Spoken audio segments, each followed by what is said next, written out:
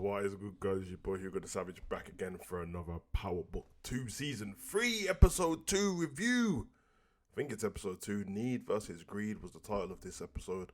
Of course, the titles seem to keep coming from them classes at Stanford. Stansville? I don't know what it's called, man. You know, the school. But let's get straight into this one, man. The last episode, we finished on the cliffhanger of revealing that Lauren was still alive. I always thought she was still alive, but I was unsure. And, you know, I mean, like everybody was. But now she's alive. Everyone goes, yeah, I told you she was alive. You didn't know. But I always assumed that. I didn't think Effie would have been able to shoot her. I don't know if she had it about her. But now she's revealed that Lauren's part in this episode is a bit disappointing because I thought she was going to have more dialogue in this episode. But obviously she's in witness protection. Only a few people know that she's alive. Her parents don't know she's alive, which is actually fucked up by the police officers. But they just want to build a RICO case against Tariq. Even though Lauren has said to the officer, it was Effie who did this to me. She pushed me in the water. The last thing I remember was Effie. They ain't trying to hear it. So obviously she and, you know, DEA Bianca Rodriguez, you know, the one with she sounds like she's got a cold all the time. They're trying to build a task force together. Within this episode, I think they get with Whitman, I think it is. You know, the guy who's still trying to figure out who killed Carrie Miller. Big man needs to get over it. No one cares about that teacher anymore. She dead, she gone. She's dead, Zeke's dead. Nobody cares. But, yeah, judging through all the characters in this, we got Effie trying to go it alone behind the scenes, trying to make extra money. So she's been taking the cocaine, who's a Noma, I think, or whatever her name is, has given them. She's been cutting it and mixing it with some gym supplements and making her own kilos to sell at all the places Tariq told her not to sell. Brendan spent most of this episode trying to convince Tariq to sell at his dad's company and throughout Wall Street and stuff like that. And he done some sly stuff to get Tariq to make Tariq think that it was his own idea, which it wasn't. He paid Tate to take on a new intern. But I can't remember what the girl's name is from the school. So Tariq couldn't get it, and then, you know, got Tariq to do that. So I thought that was cool. The person who was supplying the drugs for the company was a personal trainer who got murdered in this episode in the most brutal way for no reason. No reason. He got pushed in the road and ran over, bro. I don't understand, but what I need to know is power. What I do need to know is, when he got pushed, there was no one standing there. But as he got run over, there was a whole group of people. So you telling me no one saw that Dre pushed him into the road? Or Drew in it. Yeah, nobody saw that. Speaking of Drew, he gets rushed in this episode. He gets ambushed by some guy who was part of that group, what they took out before, with Little Guap. And we've come to find out that Drew's dad is the one who set it up because he wanted that guy.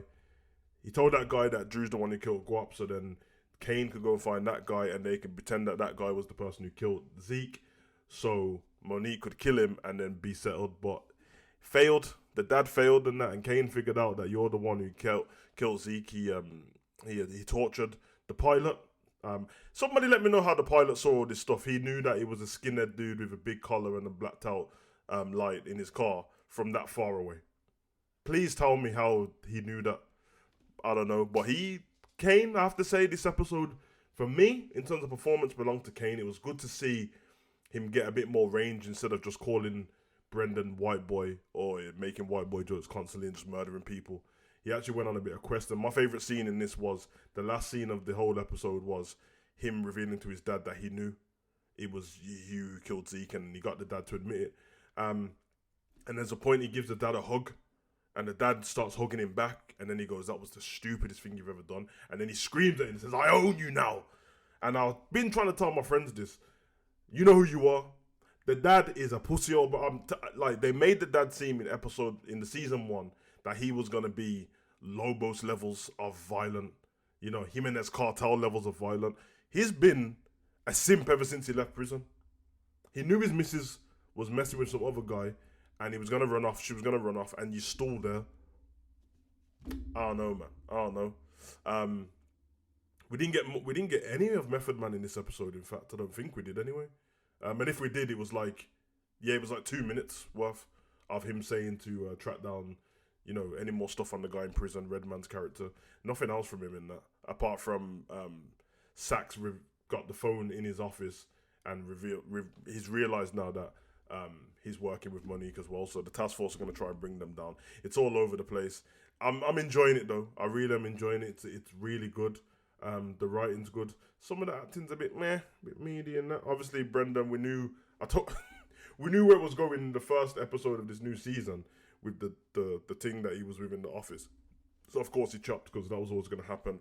And you're really starting to see more and more, not just because of the way they look in terms of their colour of the skin and all that business and the fact that they're best friends, but you can really start to see the dynamic of Tommy and Ghost in Tariq and Brayden now.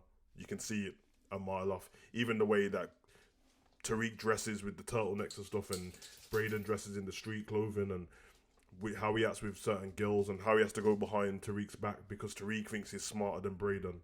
And it's almost the same. Tommy was always treated like he was the dumb one, but certain and you know, to be fair to Ghost, he was ahead of the curve most of the time, but there is instances where they don't see their own failings, and the best friend has to work a way out to make the guy feel like it's all his idea because he's the head guy, when really Tommy was just as smart as Ghost in his own way, and so is Brayden with Tariq. So it's going to be very interesting.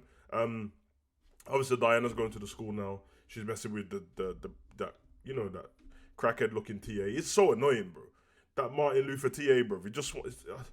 I was watching how he was speaking and how he was trying to give a game talking about Skittles and sweets and that, bro. I'm like, bro, no one drops game like that. But we'll see in the next episode what happens. Let me know what you think of episode 2 in the comment section. Let me know where you think it's all going. Hopefully Kane gets more of a big role in this, because it did feel to me when it first started like, okay, Tariq, Ghost, Tommy, Brayden, Kanan. It felt like that's where it was going a mile off, and obviously Effie more like Tasha and Lauren more like Angela. And it kind of is going that way, but it's not doing it in a bad way. It doesn't feel contrived like they're forcing it. It just feels like it's naturally going that way. So I'm interested to see what happens next. Some main character by the time this season's finished, 1 or 2, is definitely going to die. So yeah, we'll see. I mean, you're more excited, just comment, like, subscribe, and share. Let me know what you think in the comment section.